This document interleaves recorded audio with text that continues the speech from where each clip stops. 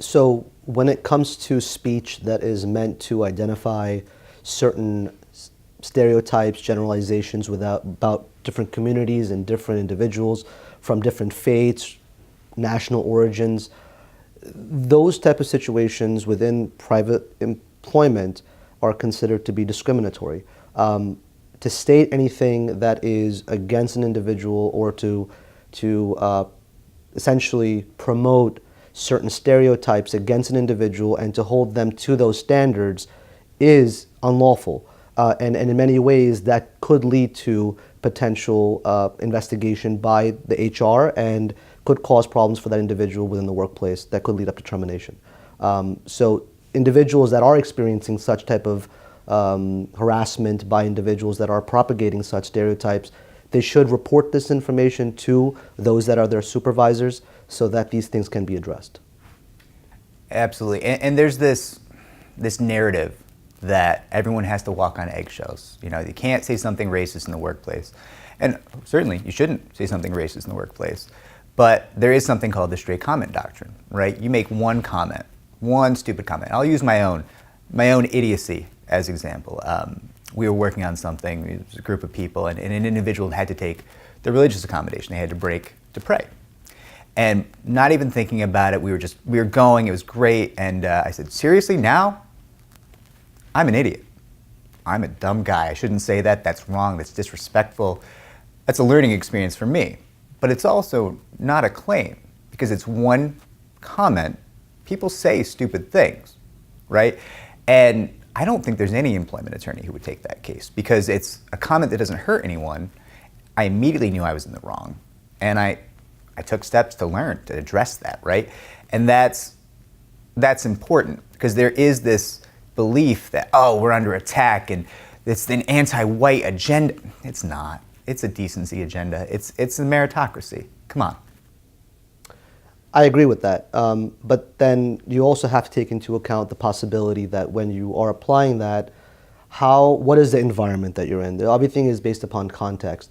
Is that comment made as one stupid remark, or is it a part of a trend, a pattern that you're recognizing that is causing you a lot more difficulty within the workplace? Certain smart comments do impact your thought processes and how you are feeling within that environment, how that individual is provoking you with that comment, and if that is a part of a number of comments or was it just one comment. And you know, a lot of times individuals do recognize, and I think that decency goes both ways, that if a comment has been made in which perhaps the individual did not mean it, that individual will most likely not take it as an offense, and they will most likely just show their dissatisfaction with the comment, and that individual will learn. I think we all as individuals are learning to communicate with each other and learning more about other people's faiths, other people's cultures, traditions,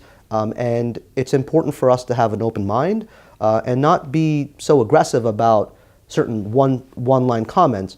But at the same time, we also have to pay attention to situations in which this becomes a part of a pattern in which that individual is now being harassed and now the environment is hostile for them. So we certainly don't want individuals to go through that, because in that environment, they will suffer and they could have serious consequences not only to their mental health, but also their advancement within their workplace.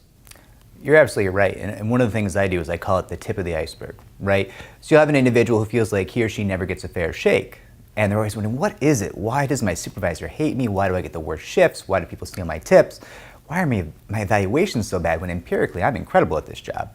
And then one day the comments made about the faith, the gender, the rate, who knows what it is, any protected class. And you begin to say to yourself, oh, well, this is the new racism. People aren't less racist, they're just more clever about how they're racist. And we've moved from the racial slur in the crowded room to the racial slur in the elevator, where there's no cameras or witnesses. And we've moved to the passive, aggressive, quiet, I don't care for you. I'm not gonna say why I don't care for you, but I'd like you to leave, or I'd like you to get fired. And you know, the stray comment doctrine is one thing, and it's a nice protection, but don't, if you feel you're being treated differently, and you feel one of these comments explains why, talk to an attorney. It's free. If anyone's charging you for a consult, I question why they're doing this business.